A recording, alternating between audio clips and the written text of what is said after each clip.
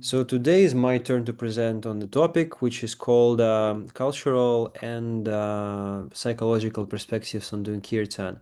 Now, Max is into, you can say, AI and computer science. I am this kind of person who is really into arts-based education, performance, and psychology, specifically developmental and abnormal. But no, more and many more kind of types of psychology I'm interested in, branches. Uh, s- so let's begin. And we will begin by me finding the button how to play this. All right. So cultural and psychological perspectives on Kirtan practice. Now, cultural and psychological dimension on Kirtan practice. Make Kirtan, not war. I don't know, guys, how many of you like Star Wars? I don't know. I'm a huge fan, so I always use references whenever I can. So basically, the question for our little research today is why do we do what the ancient people in India have been doing for centuries right now? Why do we people from different cultures do it outside of the Indian context? So we will try to remember key perspectives, concepts, just very briefly overview history, and then understand how it relates to our practice and modern culture in general. Now I've started because now I have less time to prepare. I'm getting more organized and more concise by thanks to also Max, thanks to Moduvidia, and thanks to the capitalist society in Canada that we live in that doesn't give you time to rest and do research and further your knowledge into things that genuinely interest you, but forces you to just do manual labor. And I don't want to even get into it. But on the positive, very positive side, let me share a story with you. It's called Story Attack Part 1. So there once lived a young immigrant. He came to Canada full of dreams to study the arts and sciences. He believed himself to be intelligent with lofty ideas and ideals. He wanted to change the world. But when he arrived, he realized something. People didn't quite understand him, especially his classmates in the university. His thoughts were too abstract, too big. He didn't feel seen, he didn't feel special, and most of all, he didn't feel connected. So he buried himself in work, in study. He read endlessly books on philosophy, psychology, politics, languages, linguistics, blah, blah, blah, and so on and so forth. He read so much that he had to get glasses. His mind was sharp, but his heart was numb. He was living in his head. He could explain things, but he could not feel them. Then one day he met a girl. That was everything and she was everything that he was not. She was radiant, emotional, alive, positive. She was British. She loved loudly, felt deeply. She was tall, vegetarian, full of life, wrote plays, took care and took concern about environment. And well, they fell in love. At least he did. And he knew, and for a time they were inseparable. But one day she disappeared, just like that, no explanation. He was left alone, heartbroken, brilliant, confused. He kept asking why. Why did she leave? And one day the answer came to him, and that word said ego. But what could he do with that? How do you dissolve ego when all you know is thought, intellect, and control? That's when he discovered a practice that changed his life forever by watching Dara Sadananda's video. A practice that brought him out of his mind and into his heart, maybe even to our other chakras as well, that helped him feel again, and practice was intuitive practice of kirtan or meditation. So that's my little innuendo. Now, kind of trying to define kirtan, you can see very beautiful Indian people half naked on the right, dancing in a very uplifting manner and having spiritual ecstasy. So, kirtan is a devotional hymn singing, music, and dance in praise of deity or some entity, usually performed by a group of devotees, as well as a literary tradition. This is by Joshna Latrobe. She's an old practitioner of Tantra Yoga, and she wrote a PhD in Kirtans, and I will reference her. And if you are really curious to know more, as I'm sure you are, I recommend you to check it out. It's a very interesting book. Well, I mean, PhD thesis on this. So this is a quote from the book.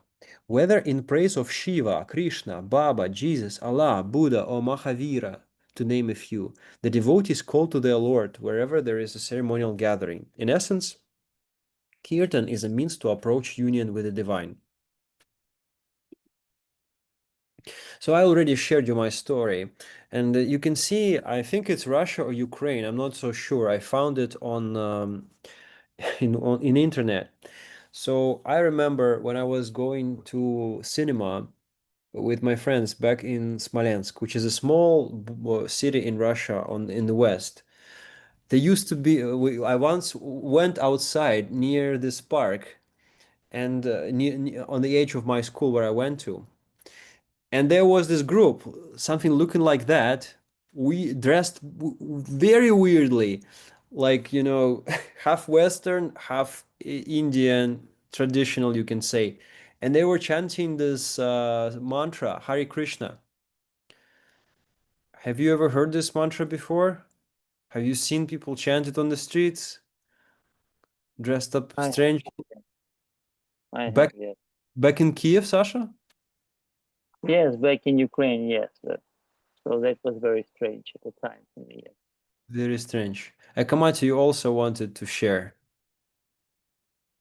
Oh yeah, yeah. I wanted to say that it was quite popular in a movement in Russia in late 90s and in the beginning of 2000s. Yes, and still it's quite predominant. Maybe not million, but thousands of people, thousands of followers and practitioners of Hare Krishna. Yeah, so that's very interesting. Uh, guys, what is your story? What's your if you want to share, what's your connection with Kirtan, with this practice? What do you have you tried it? Do you do it regularly? What do you think about it? What was your impression before? What is it now? If you don't want to share, you don't have to share, but whoever wants to, let's take 1 minute. Because Yvonne, you say you've had some kind of you've had quite a long experience with spirituality. Have you had opportunity to do it before this practice, or anybody else? Yeah, I've been doing some energy healing. Which involved mantra chanting? Nope, just concentration. Mm, right, Concentration and altered states. right. Concentration and altered traits. Sure. So kirtan that also involves concentration, but specifically on a mantra or a sound. And yeah, it does involve altered states and traits as well. As you can see, some people are on the ground, some people are in some kind of devotional ecstasy, but no intoxication other than the spiritual one is not happening. Sasha, you wanted to share?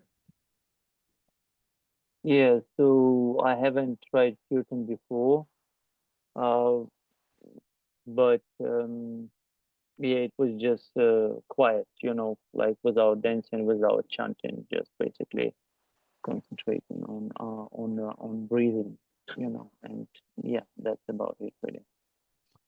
Well, that's a start. That's a great start.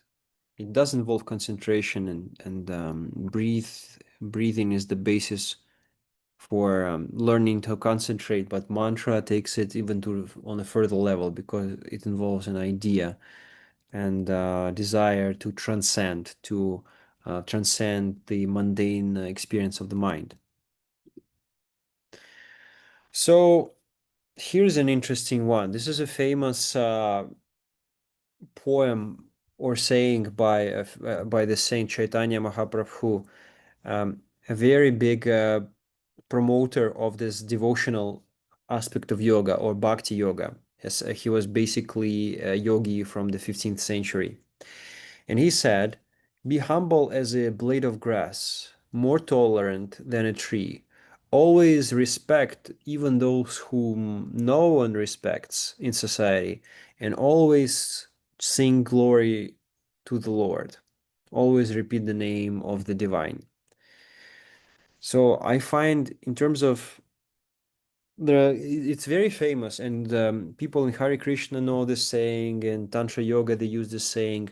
The spiritual guru of the Ananda Marga tradition, Sri Shanandamurti, quoted and explained this shloka, or poem in Sanskrit. And in terms of developmental psychology, some important things are happening here. Respect is key quality for character development. There was this one research done recently at the University of Toronto, Mississauga campus by the developmental psychologists, and I can give you the reference, you can read more on it. But basically, respect is an integral part of everyday life. It is a virtue central to the aim of living an ethically good life. And it involves other developmentally important skills like self-control, self-regulation, emotional regulation, and it promotes enhanced relationships, interpersonal connections. And respect is particularly important for how we interact with others who are perceived as different from us. According to Plato, the road towards goodness leads away from the world of particularity and differences and toward the world of sameness, which is an interesting quote because we live in an increasingly individualistic society that praises differences, that praises inclusivity, and the three core tenets of the modern education are diversity, equity, and inclusivity. Um, and so it's interesting how there is certain, spiritually or intuitively speaking, how there is sameness in the apparent differences. Because when we do this practice of Kirtan singing, we basically ideate that everything and everyone is an expression of one same entity, even though they are, um, physical, racial, linguistic, cultural, intellectual, and so on and so forth, characteristics may be different, but the spiritual essence is one. So, does anyone want to? Can I have a volunteer? Kamati, can you read this one?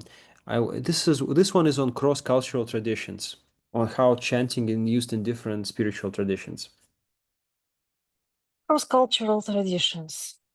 Chanting involves rhythmic, repetitive singing or speaking of sounds and phrases, either vocally or mentally. It is practiced globally in many different cultures and for a multitude of functions such as strengthening communities, healing illness, or overcoming psychological and emotional difficulties.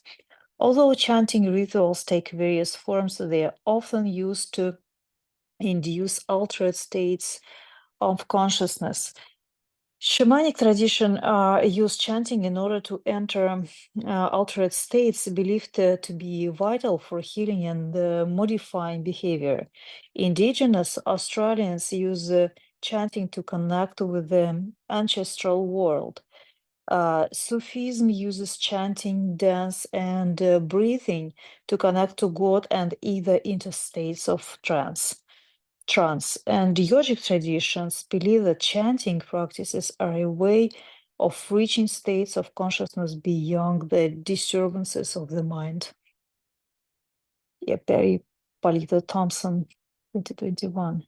Yeah, I reference, thank you. I reference this. It's an interesting study. Okay, now, yeah, Max, do you want to read this one? I think this will may be of interest to you particularly. Sure. Despite the worldwide prevalence of chanting and its apparent transformative effects, there is surprisingly little empirical research in its psychological impact. So, these psychosocial impacts. Sorry, I misread that. Preliminary evidence suggests that chanting practices lead to decreased anxiety and depression, and increased positive mood, focused attention on and relaxation. However, important questions remain. How reliably does chanting induce altered states of consciousness? What are the characteristics of altered states of consciousness and induced by chanting? Yeah, that's a good way of asking that question. Yeah. Well, you can read it further to know more about it. But the goal of chanting in many traditions is to promote healing, social connection, and to go beyond mundane states of awareness by altering states of consciousness. And there are two broad aspects of chanting that may contribute to promoting these states. Psychological processes could be triggered by the mechanisms of chanting, such as rhythm, repetition, focused attention, and synchrony. And two, the deep contemplation of the meaning, intention, or belief systems of the sound being chanted. So that's largely answers the previous question about some metrics of measuring and focusing in this practice. So yeah, chanting traditions are often imbued as in set traditions or belief systems. So indigenous Australians chant about how mythical creatures form the land, Hindus chant to worship deities, Muslims chant as a way of surrendering to God and showing their devotion. So do yogis, by the way. And strong belief systems are not merely comforting. They can enhance people's ability to recover and heal from trauma or physical injury. And one of the articles that I quote is basically a phenomenological study of a group of people in their use of Kiirtan in their 12 steps process of recovery from addictions. It's a very interesting study. It's a thesis by some PhD student. We'll see it in the end. You can read it. I think it's very interesting. So the prevalence of strong belief systems in most chanting practices implies that such beliefs may play an important role in altered states of consciousness, implicating the possible involvement of brain regions in changes associated with religion and spirituality. So this is the same article. Now, I just want to show you some cross-cultural chanting traditions in different cultures, because all cultures, indigenous and non-indigenous, use it, religious and just spiritual, and it's very interesting. Now, this is, I think, chanting of the Holy Book, and of course, for the practitioners of Islam, they revere their Prophet Muhammad and their sacred book of Quran. Okay, so I'll just want to play 1 minute so you can get an experience by listening to it and feeling.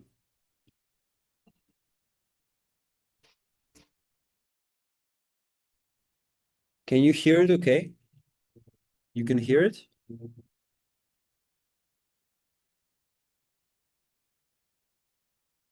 No, Nirmal, So nothing. far, no sound. Okay, how do I do it?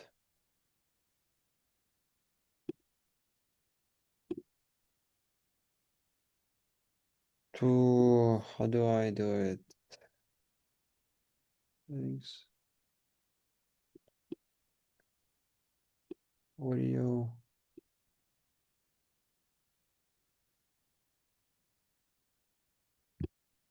Okay, can you let me know if it's better now? 1 moment.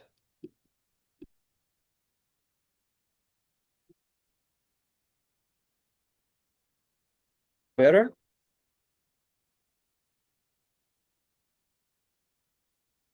No, still not. Better or no? No sound. No, no sound. No sound. You need to split your audio if you wanna do videos on Zoom. If you don't know how to do it, it's difficult to do it on the spot. So I'd recommend just showing the picture and moving on.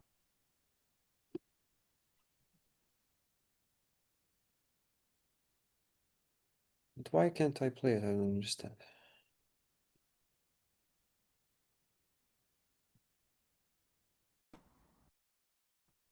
So I just want us to do a short Kiirtan practice. So you can say, I'm never alone or helpless. The force that guides the stars guides me too. Amidst all the joys and sorrows in life, I find peace. There is chaos, yet order. There is passion, yet tranquility. There is rationality, and yet emotionality. There is a place for paradox and love in life. There is a place for mystery, what can be explained and what cannot be explained, perceived or conceived of. So, Bhavanam Kevalam. Love is all there is. Now, let's chant for 1 minute to just, and now when we're gonna do it, let whatever kind of affirmations or certain similar thoughts come to your mind. Try to feel it in your body. Try to feel it in your mind and in a place that is beyond your body and mind when you do this now.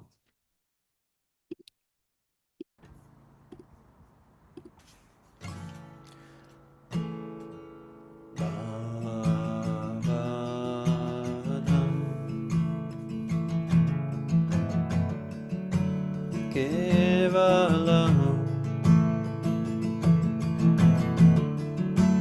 Baba Namo Kevalam Baba Namo Kevalam Baba Namo Kevalam Baba Namo Kevalam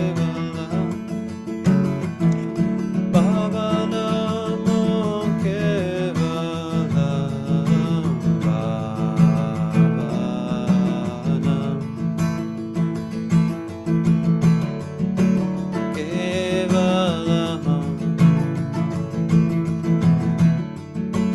Baba Namo Kevalam Baba Namo Kevalam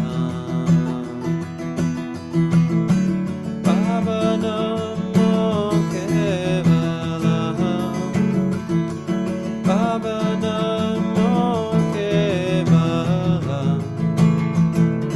Baba Namo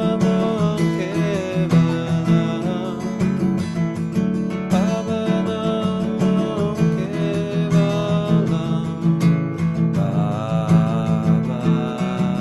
Nam Kevalam Baba Namo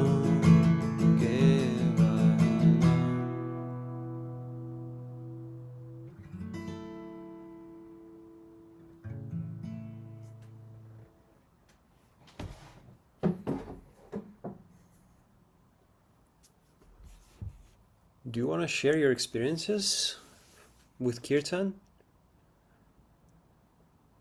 Like your emotions that you experience, the certain types of thoughts that come in your mind, sensations that you feel in your body? Or you haven't practiced enough to say? What do you think? Or feel? I can share my experience. Like today, well, I did the login quite a few times over the last 2 days to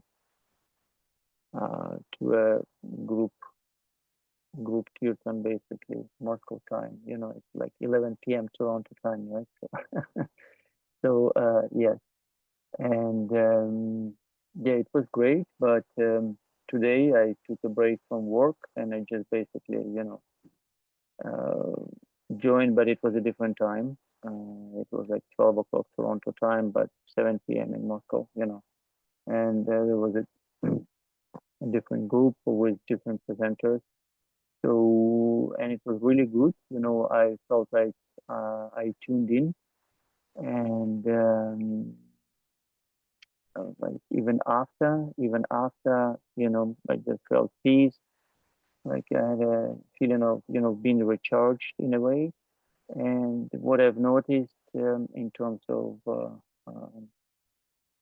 there was like the thought pattern in my head was much quieter. It kind of calmed down my thought pattern. So that's the observations that I got from today, basically. So yes, it does work. I guess it depends on how precisely you would tune in into it yourself and with the rest of the group, I would say, from my point of view. Okay, thank you for sharing. So you've been doing it since April, right? No, I've been listening to the lecture since April, but I've been doing it like for maybe like just a week. That's it. Okay, just a week, and still you already feel something. Well, I feel a lot of things. How would you describe the feeling when you do it? What are the feelings that you experience? Um, well, I would say sometimes it elevates you. You have more stronger emotions. Sometimes you laugh. Sometimes you just you feel joy. Uh, Sometimes you cannot express it, so you could be crying, or sneezing for that matter. So like it depends really, but you feel that there is something there, and the after effect basically is yeah, you feel that you have a different charge in a way, and it could last longer, it could last a short period of time, but somehow you feel different, kind of on a different level for a short while. Yeah. Oh, that's great. Yeah, I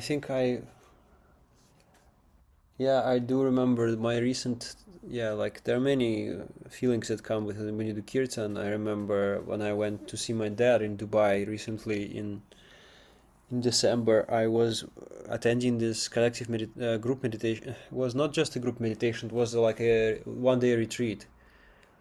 And after this one meditation, we were doing this practice, Kiirtan, 15 minutes meditation, and do it 3 times, like 15, 15, 15, 15, 15, 15. And I just felt such a close proximity of the divine, of and I just kept crying with all the things that were in my mind, my experiences, my worries, and anxieties and everything, and this proximity of the divine is just completely cleared and everything, and I was just like crying. It's normal. Many things come when you do kirtan. It's good. Um, yeah. So, anyways, this is an interesting institute. Apparently, they teach kirtan, and Kirtan Academy is created by Josh Nalatrobe. She's a really good kirtan player, and you can find many kirtans of hers on YouTube. I can share them with you if you like. And these are some articles for further study. This one is on Sorry, music. Nirmal. I just wanted to ask a question. Like, I genuinely do not understand this part very well. What is the difference between Kirtan and just a really good song? A lot. There are many differences. Then explain them to me because I don't get it. I haven't been getting it for like a long time now, and at this point, I really need a good explanation. Right. Well, it's very simple, brother. Now, the kirtan has those things that are even mentioned here. Well, just like a song, they have a rhythm. They may or may not have repetition, because some songs they don't have repetition. But many popular songs they have a repetition aspect in the chorus. So it's like they become mantra-like, and they focus your attention, and they focus our attention, and they grab our attention. At least the popular songs. The artistic songs, like more alternative, they don't follow this that much. But the part that is separating the kirtan and the really good song, as you quoted, quote unquote, is that you contemplate in the kirtan. You contemplate on the meaning, intention, and you're focusing on usually one or few words that are usually in Sanskrit. And as opposed to a really good song, their meaning, well, firstly, yeah, it's less sounds. Language will be more likely Sanskrit, and the meaning will be more spiritual. It will be more focused on the spiritual, on the subtle. It won't concern material objects. It won't concern material relationships. It won't concern material matters. Material matters. It will concern spiritual matter, subject, spiritual subject. We're focusing on the Supreme Soul, on consciousness, and on connection with Him. And this is part of the yoga, because yoga is nothing but, the way Shiva described it, is unification of unit soul with the Supreme Soul. Sam yoga ityukta jivatma paramatmana. So what we do with Kirtan is we lessen proximity between our individual soul with the Supreme Soul. We want to come as closer to the nucleus of the universe, or the nucleus of creation, as close as possible. And we want to feel love, we want to experience love, and we want to merge our individual mind into the cosmic mind. So to distill it, is the subject. The focus of the song, of a really good song, and Kirtan are different. Usually a really good song focuses, but not necessarily. Some of the really good songs also focus more on the spiritual or the abstract, but Kirtan is the distilled spiritual ideation. Make sense? It's more transcendental. And it's meant for practice. I'll let you finish the slides and I'll bring up a few examples just for debate's sake. I will not go too much into the debate because I'm really tired and I want to close it, if you don't mind. But of course, Okay, yeah, for later then. We'll open it, but I will control the time really big this time, because tomorrow is also a retreat day. But please, yes, write your questions on the group or anywhere in chat, so we don't lose them. So this, just to kind of reiterate and to conclude, these articles are very good. I think very interesting. One is on music therapy and spirituality. How can I keep from singing? It's an interesting title. Another one is singing and participatory spirituality, journal on transpersonal studies. And another one is evidence of religious spiritual singing and movement in mental health, a systematic review. So other references include, the first one is a spiritual one by Sri Shanandamurti, always do kirtan to the Lord. This is where the quote is from. And the second one is a handbook on children and their development. This is like the core book on developmental psychology, very big obviously, but maybe you will be interested. And then the articles are rhythmic chanting and mystical states across traditions. The development of respect in children and adolescents. This is the study at University of Toronto that I quoted. And also Kirtan as a spiritual practice in addiction recovery, a phenomenological study, master's thesis, Institute of Transpersonal Psychology. I'm very surprised that it exists, pleasantly surprised. And then the last one is the thesis, a doctoral dissertation by Josh Nalatrope at the University of London, Red Earth Song Mara Kiirtan of Rar.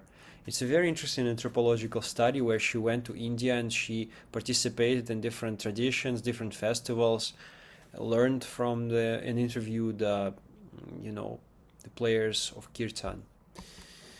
So this is it. Let's take 5 minutes to talk about, to have some questions, and we'll close it. Max, go ahead. And anybody who wants to speak, please go ahead. My God, I actually didn't expect it to finish on time today. You really are expecting things. All right. But yeah, the thing I wanted to bring up is that I'm aware of a lot of songs with very little materialism to them, as well as deep spiritual meaning.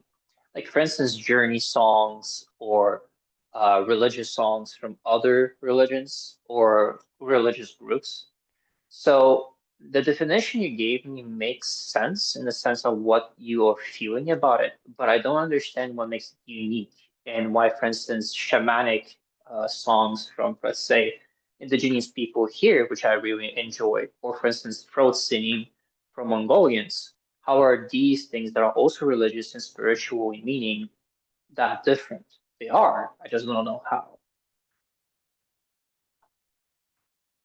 Well, I mean, if you really want to know how they're different, you have to study the the parameters of how we measure differences, like the rhythm, repetition, the meaning, semantic meaning, linguistic differences. now we're going into the domain of music, and then find means to measure their effect on people. Have control groups where certain people will practice this song singing and the other one in different, depending what you want to measure and how you want to compare and why do you want to compare in the first place. So yeah, I'm pretty sure cross comparative studies exist in music therapy. Yeah. So you would consider, for instance, that some Tibetan interpretations of Kirtan or variations of would be similar in purpose and potentially similar in effectiveness. I cannot. I can only. I can only imply and assume, but I do not know because I have listened to lots of indigenous music, but I have not sung it because I can't, because it's very because I don't know the language and they use lots of words and phrases. Whereas in Kirtan, you can just, if you don't know the language, you can just learn like 3 words and still focus on it and get some immediate results. Okay, That's my impression. I'll stop here, but definitely something to, at least for me to think more over. But thank you very much. So these are good questions. This is interesting, but it requires more, mm, yeah, practice, study, practice, research, and practice.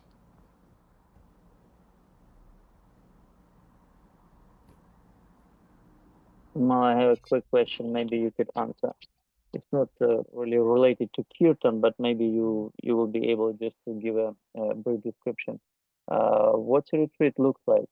You know, is it like a day program, 2 day program, and like in terms of schedule and stuff like that? Just a brief thing. Like I'd like to go, but I unfortunately I couldn't exchange. You know, I found about it quite late, so I couldn't exchange my weekend shift. I had to work, but maybe next time. But I'm just curious what the schedule like in a nutshell. Oh, you're interested in the schedule? Yeah, in a retreat schedule, like for the day, for example, what it look like. Oh, I'll show you the schedule. You can just look at it. Is that okay if I just share the document of the schedule with you so you can look? Sure, I don't mind. Yeah, hopefully. Yeah, I just don't want to take out our time because it's late and we have to go. But I will send it to you right now and I'll stop recording now.